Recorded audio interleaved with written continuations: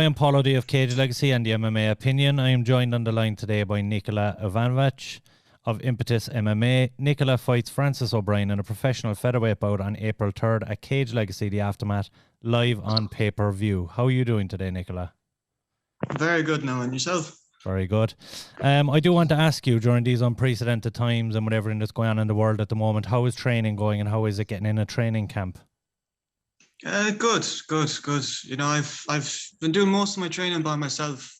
Yeah. You know, most of my life, like, really. So it's nothing new for me. I just kind of adapted to the times and that. But my coach was given out to me because of that, because he really doesn't like that. So he was like, right, we need to change things up. So I was like, all right, just get me a time and day, and we'll start organizing some classes. And we started doing that now. So I'm in full fight camp now.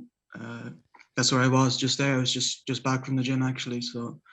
It's going well. It's going well. Brilliant. And I suppose I do want to touch on the event itself, Cage Legacy, the Aftermath. What do you believe is the significance of this event going ahead right now, with everything that's going on in the world, and what do you think it means to Irish MMA that MMA is returning to the shores after no event in 2020? I think it's a great event. I think I'm really happy Declan's organising it, and really putting himself out there to have it organized, because it's not easy organizing anything around these times, you know. So I think it's gonna have a great impact on Irish MMA. You know, like, we need a show. There's nothing down south. There's nothing, like, you know. So us as fighters, we need a platform to showcase our skills, and we need something to work towards as well, especially now during these lockdowns. Like, I mean, there's nothing to do, like, you know. Yeah, of course. I suppose, could you tell me a little bit about your background, how you got started in MMA and how it came to be that you landed at Impetus MMA?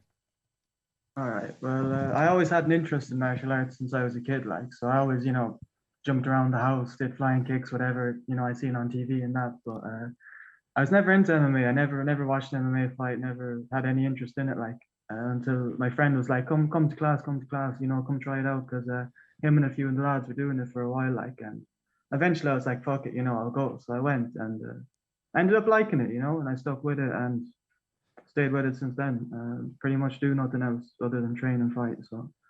Yeah. And you were one of the few fighters that actually managed to string 2 fights together in 2020, including your pro debut.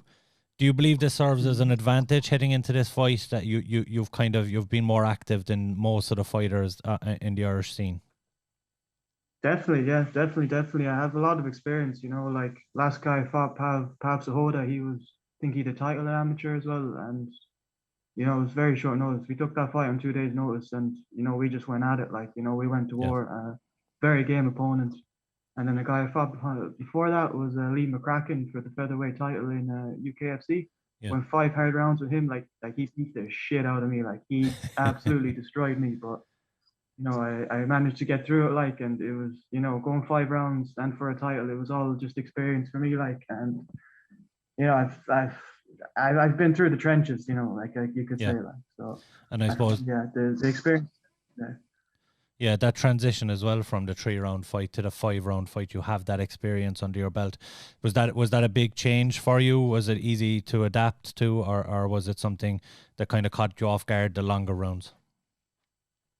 Not really. Like, to be honest with you, after the 3rd round, I was literally just trying to survive. Like, I was literally just like, all right, just do 5 rounds. It's something you know what I mean? Just get the fight done. Don't give up. Keep going.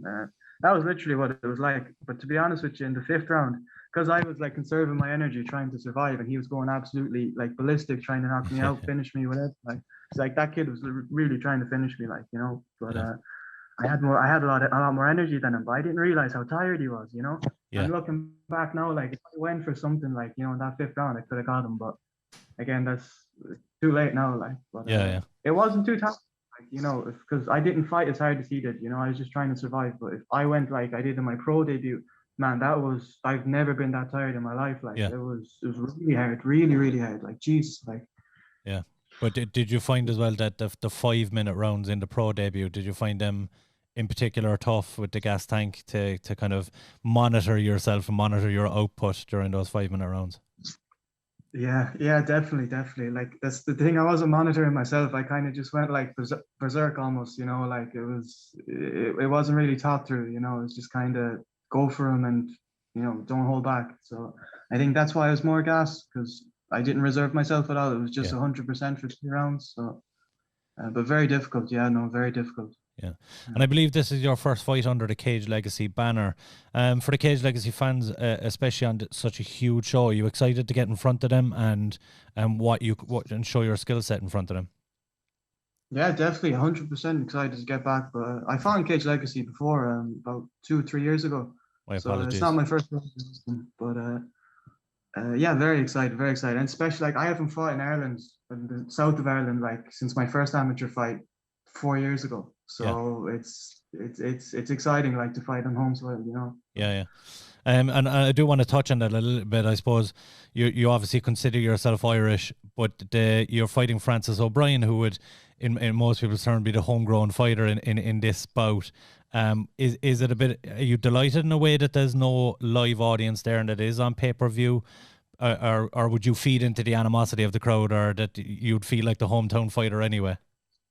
No, man. I love the crowd, man. Like I've been to shows, man, and they've booed me. They have booed me, and I shouted back at the crowd, man. I was like, "Come on, come on!" Yeah. I was in my head like, "Look, I'm here to perform. I'm here. I know what I need to do, and I did it." And I tell you, man, by the end of the fight, some people were cheering. So like, yeah. Don't worry about the crowds. I just, whatever they're giving me, I give them back. Like I kind of enjoy it now. At the start, I was very nervous, but now I enjoy it. I enjoy the roar. I enjoy the scream. I enjoy putting on the show. And at the end of the day, we're entertainers too. Like, we're athletes too, but we're there to put on a show. We're there to perform. We're there to showcase our skills. So I kind of miss the crowd. I really do. But for everyone watching back home, I'm glad there's a pay-per-view too, because more people can actually watch the fight then. Exactly, yeah. And I suppose your opponent as well, Francis, he's making his professional debut. Do you believe that experience of having the 5-minute round under your belt, and also having fought in front of no audience, do you believe that experience stands to you going into this bout? The pro fight, definitely, yeah. Like, pro and amateur are not the same thing, Like, I did not feel the same as a pro as I did as an amateur. And to be honest with you, I really enjoyed the pro much more. Just feel a lot more free, being able to throw the elbows, knees, heel hooks, all that kind of stuff. I do feel I have the advantage of that. Very good. To be honest. And I suppose for the Cage Legacy fans who might not know too much about you, Nikola, can you tell us something about Nikola Ivanovic that we don't know? There's a lot I could say, Like, you're gonna have to be more specific, like what kind of don't know, what would you like to know, like, like anything at all you think our fans would be interested in. I throw this out to all the fighters, see if they can come up with something interesting for me. Off the top of my head, like, I couldn't tell you something about me that people don't know. Jeez. I love to read. I read like every day. I love languages. I'm studying Spanish now when I have some time on Duolingo, just casually. Very good. I love cryptocurrencies. Big fan of Bitcoin. Any tips for us? Buy now. Really buy now. Like, it's going to be worth too much, and you're going to be like, geez, why didn't I buy now? So why didn't I get on it earlier? Exactly, yeah. Very good. And just before we let you go, a little soundbite for us. Why should people tune into your fight on April 3rd?